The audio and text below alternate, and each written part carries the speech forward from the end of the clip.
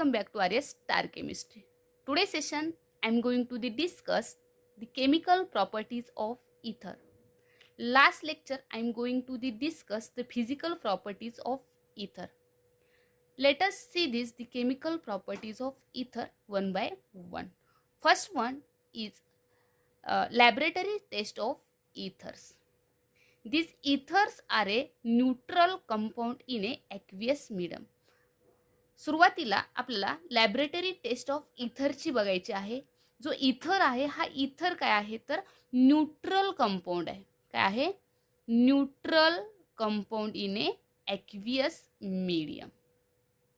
Ethers are do not react with base, cold dilute acid, then reducing agent, oxidising agent and active metals.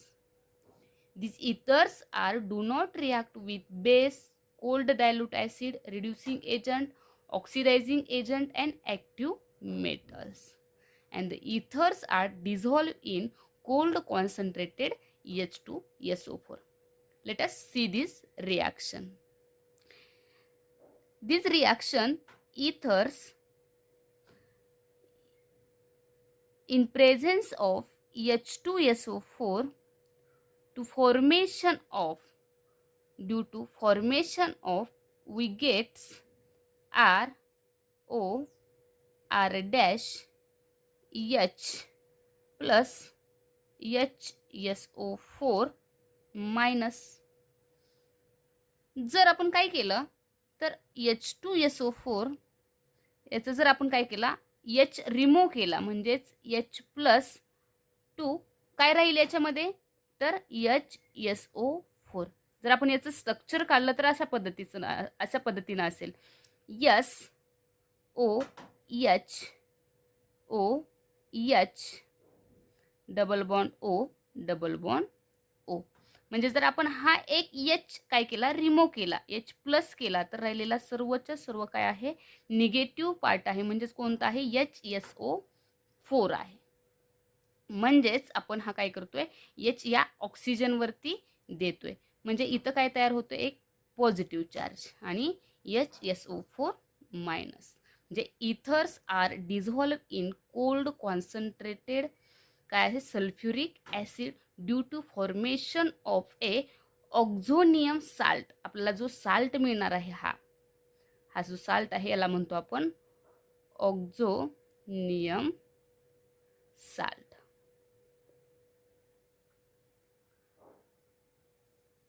आता जर आपण काय केलं दिस properties is distinguishes इथर from hydrocarbon.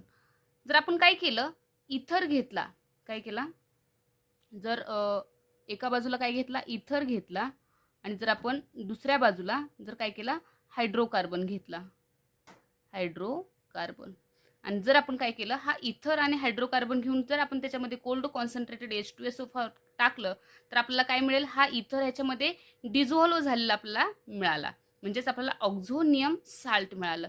जर आपण हायड्रोकार्बनची टेस्ट केली तर आपल्याला ती टेस्ट काय मिळणार या पद्धतीनं मिळणार नाही. म्हणून काय आहे दिस प्रॉपर्टीज डिस्टिंग्विशेस इथर from the hydrocarbon. Let us see this next reaction, a reaction involving alkyl group of ethers. In this first point is formation of peroxides. म्हणजे आपल्याला काय करायचं आहे आपल्याला इथर घ्यायचं आहे आणि इथर घेऊन आपल्याला जो पेरॉक्साइड्स काय करायचं आहे मिळवायचं आहे. मग बघूया आपण रिॲक्शन. आता इथर कंबाईन्स विथ ए ऑक्सिजन. म्हणजे आपण जो इथर घेणार आहे तो कोणता आहे तर डायइथाइल इथर आहे. म्हणजे CH3 CH2O CH2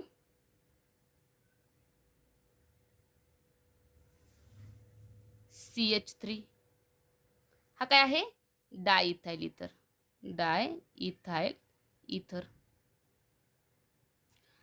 In presence of oxygen it combines with a oxygen, atmospheric oxygen, due to formation of हा काय करेल, आपण हा डायइथाइल इथर काय करायचं आहे, इन प्रेझेन्स ऑफ एअरमध्ये काय करायचं आहे, रिॲक्शन करायचं. त्यावेळेस हा ऑक्सिजन काय करेल, हा जो CH2 बॉन्ड हा किंवा याच्यामध्ये, म्हणजे जर मी काय केला, हा CH आहे असा लिहिला आणि हा जर H मी इथं लिहिला या पद्धतीने, जर हा इथं असा राईट केला, तर हा काय होईल, हा जो ऑक्सिजन आहे O2 हा ह्या दोन्हीच्या मध्ये ॲड होईल. बघा मग कसा होईल, CH3 CHO OH and CH2 CH3. म्हणजे जो प्रोडक्ट फॉर्मेशन होणार आहे तो काय आहे आपला, तर परऑक्साइड ऑफ हे डायइथाइल इथर. आता पर ऑक्साईड कशाला म्हणतो, तर आपण ऑक्सिजन आणि ऑक्सिजन बॉन्ड असेल तर आपण पर ऑक्साईड म्हणतो. तर आपण याच्यामध्ये हा ऑक्सिजन बॉन्ड आहे म्हणून आपण याला काय म्हटलोय, पर ऑक्साईड म्हटलोय. म्हणजेच काय केलं आपण, तर पर ऑक्साईडमध्ये आपण इन प्रेझेन्स, म्हणजेच आपण हा diethyl ether in presence of air is combine with air to formation of peroxides of a diethyl ether. And all these ethers have been exposed to the atmosphere contain peroxides. तर आपण सर्वच्या सर्व इथर जर आपण due to formation of इथरमध्ये जर in presence असेल तर काय केलं जातं, तर हे एक्सपोज होतात. दिस इज व्हेरी अनडिझायरेबल रिॲक्शन आहे, म्हणजे ही नको असणारी रिॲक्शन आहे. आपल्याला ही रिॲक्शन नको आहे, म्हणजे अनडिझायरेबल रिॲक्शन आहे. आणि जर ही रिॲक्शन होत असेल तर ही रिॲक्शन आहे, जर परऑक्साइड्स जर हा असा फॉर्मेशन झाला असेल, these reactions are hazardous because they decompose violently at a high temperatures. तर बिकॉज हा हजार्डस का आहे, तर हा काय केला जातो, हा कंपाऊंड हा काय केला जातो, डिकम्पोज केला जातो ॲट अ हाय टेम्परेचरला. And these are dangerous and hazardous to the in a human life. Let us see this next reaction involving carbon oxygen bond. In this reaction, first one reaction is reaction with hot dilute H2SO4 म्हणजे sulphuric hot dilute sulphuric acid hydrolysis. आता आपल्याला काय करायचं आहे, इथर घ्यायचं, सिमेंट्रिकल इथर आणि अनसिमेंट्रिकल इथर घेऊन आपल्याला काय करायचं, हायड्रोलिसिस करायचं टू फॉर्मेशन. आपल्याला जो कंपाऊंड मिळणार आहे तो काय आहे तो बघायचा आहे. बघूया मग. First one, we take the symmetrical ether ROR, symmetrical ether in presence of HOH.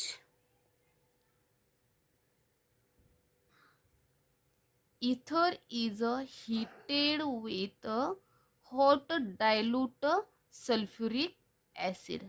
काय करायचं आहे, हॉट डायल्यूट सल्फ्युरिक ॲसिड बरोबर काय करायचं आहे, हीट करायचं आहे. And then undergoes hydrolysis to formation of. आता इथं काय होईल, तर हा ऑक्सिजन कार्बन हा पण बॉन्ड ब्रेक होईल and this bond is break. And in this reaction हा H+ and OH minus. In this reaction, in this two bond, we can break this bond or this bond. And this H+ and these are OH minus. आता जर आपण हा जर bond break केला तर हा काय होईल, R आणि हा O मायनस होईल, हा काय होईल, मायनस होईल आणि हा R प्लस होईल. म्हणजे काय होईल, हा H याच्यावरती जाईल, हा OH याच्यावरती जाईल. म्हणजेच आपल्याला प्रोडक्ट काय मिळणार आहे, 2ROH. जर सिमेंट्रिकल इथर असेल तर आपण हायड्रोलिसिस केलं तर आपल्याला जो अल्कोहोल मिळणार आहे, काय मिळाला आपल्याला, जो प्रोडक्ट फॉर्मेशन आहे तो काय मिळाला, अल्कोहोल मिळाला. तो काय आहे, तर सेम आहे. जर आपण काय केलं, वी टेक अ डिफरंट इथर, म्हणजेच आपण काय केला, दुसरा अनसिमेट्रिकल इथर घेतला आणि it is heated with a hot dilute H2SO4 and then hydrolysis HOH.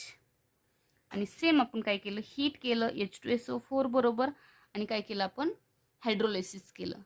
तर आपल्याला काय मिळेल, तर आपल्याला 2 टाइप्स ऑफ अल्कोहोल मिळेल. जर आपण काय केला, इथून काय केला, ब्रेक केला. तर काय होईल, हा हायड्रोजन इथे जाईल आणि हा OH इथे येईल. म्हणजेच ROH प्लस R-OH.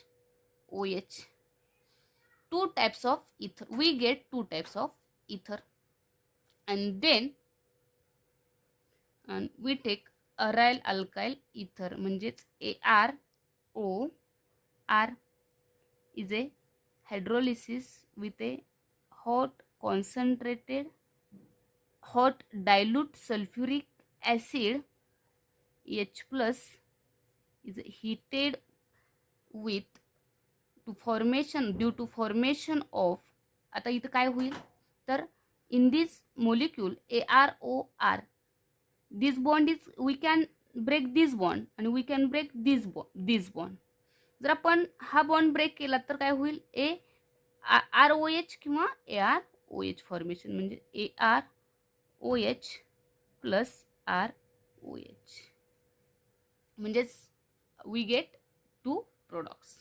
म्हणजेच aryl alkyl ethers are heated with hot dilute sulfuric acid and then hydrolysis due to formation of two different alcohols. तर आपण याच्यामध्ये काय बघितलं, तर सिमेट्रिकल इथर घेतला. काय केला, सिमेट्रिकल इथर घेतला. त्यानंतर हा काय आहे, अनसिमेट्रिकल इथर घेऊन बघितला. अनसिमेट्रिकल इथर घेऊन बघितला. सिमेट्रिकल मध्ये जो प्रोडक्ट मिळणार आहे तो सेम आहे, अल्कोहोल. पण आपण जर अनसिमेट्रिकल इथर घेतला तर प्रोडक्ट दोन्ही कसे आहेत, डिफरंट आहेत. जर आपण अराइल अल्काइल इथर जरी घेतला तर जो प्रोडक्ट आहे ते कसे आहेत, डिफरंट प्रोडक्ट फॉर्मेशन होतील. Let us see this next reaction, the reaction involving carbon oxygen bond. First one is reaction with hot dilute sulfuric acid and hydrolysis, and then second reaction is a reaction with PCl5. First one, we take a ethers ROR dash in presence of is react with PCl5 and heated during the formation of. आता इथं काय काय formation होईल बघा. आता याच्यामध्ये हा bond break होईल, हा बॉन्ड ब्रेक होईल. हा बॉन्ड जर ब्रेक झाला तर याच्या बरोबर हा काय होईल, RCl फॉर्मेशन होईल due to formation of RCl. याच्यामध्ये काय होईल, हा याच्यातला Cl म्हणजेच RCl प्लस हा बॉन्ड ब्रेक होईल आणि R-Cl अँड प्लस काय राहिला, हा P राहिला, याच्यामध्ये हा O राहिला आणि याच्यामध्ये किती Cl, 3, म्हणजेच POCl3. म्हणजे काय केलं आपण, तर इथर इन प्रेझेन्स ऑफ PCl5, म्हणजे ether is react with PCl5 during the formation of, due to formation of RCl, R-Cl आणि POCl3. म्हणजेच आपण रिॲक्शन इन्व्हॉल्विंग कार्बन ऑक्सिजन बॉन्डमध्ये हा पहिली रिॲक्शन बघितली, काय केलं, त्यानंतर ही आपण रिॲक्शन विथ PCl5, आपण ही दुसरी रिॲक्शन. आणि आपल्याला जी नेक्स्ट रिॲक्शन आहे, 3 नंबरची रिॲक्शन आहे, reaction with hot concentrated sulphuric acid. This reaction is important reaction आणि हे रिॲक्शन काय केली जाईल, नेक्स्ट लेक्चरला घेतली जाईल. आज आपण बघूया काय बघितलेलं आहे. तर आपण केमिकल प्रॉपर्टीज ऑफ इथरमध्ये लॅबोरेटरी टेस्ट बघितल्या. इथर हा काय आहे, न्यूट्रल आहे. ॲक्वियस मीडियममध्ये हा do not react with base, cold, dilute acid, reducing agent, oxidising agent, active metals. And this ether is डिझॉल्विंग cold concentrated H2SO4. आणि हा जर इथर H2SO4 मध्ये डिझॉल्व होत असेल तर याला आपण जो product formation due to formation of oxonium salts. आणि दिस प्रॉपर्टीज विशेष इथर फ्रॉम हायड्रोकार्बन बरोबर आपण डिस्टिंग्विश करू शकतो. आपण दोन रिॲक्टंट घ्यायचे, इथर आणि हायड्रोकार्बन घ्यायचा, आणि त्याच्या दोन्हीतही जर आपण काय टाकला, जर H2SO4 टाकला तर आपल्याला हा जसा प्रोडक्ट मिळेल तसा आपलं ह्याच्याशी हायड्रोकार्बनशी हा काय करणार नाहीये, तर रिॲक्ट करणार नाही. जसं की हा H2SO4 कोणाशी रिॲक्ट करेल, इथरशी करेल. आणि तर आपण नेक्स्ट रिॲक्शन बघितली, reaction involving alkyl group of इथर. म्हणजेच आपण हा इन प्रेझेन्स ऑफ एअरमध्ये जर आपण ही रिॲक्शन इथर केला तर हा अल्काइल ग्रुप बरोबर हा काय होतोय, ऑक्सिजन रिॲक्ट होऊन पर ऑक्साईड काय होते, तयार होतोय. आणि हा जो पर ऑक्साईड हा कसा आहे, अनडिझायरेबल आहे. आणि हा काय आहे, जर हा फॉर्मेशन होत असेल तर हा जर प्रोडक्ट कसा आहे, डेंजरस आहे आणि हजार्डस आहे. And then reaction involving carbon oxygen बॉन्डमध्ये आपण reaction with hot dilute sulphuric acid hydrolysis केलं. सिमेट्रिकल इथर घेतला, आपल्याला अल्कोहोल सेम मिळाले. अनसिमेट्रिकल इथर घेतला, जर हायड्रोलिसिस केलं हॉट डायल्यूट सल्फ्युरिक ॲसिड बरोबर तर आपल्याला डिफरंट अल्कोहोल मिळतील. आणि जर आपण आरायल अल्काईल बरोबर केलं तर एक आरायल अल्कोहोल आणि आपल्याला एक अल्काईल अल्कोहोल हा एक प्रोडक्ट मिळेल. अँड देन आपण रिॲक्शन विथ जर PCl5 बरोबर केली तर this react with a PCl5 to gives alkyl chlorides. म्हणजेच different type of alkyl chlorides मिळतील आपल्याला, R-Cl आणि RCl आणि POCl3. And next lecture we take next example of a reaction with a hot concentrated sulfuric acid. This point is very important to the exam point of view.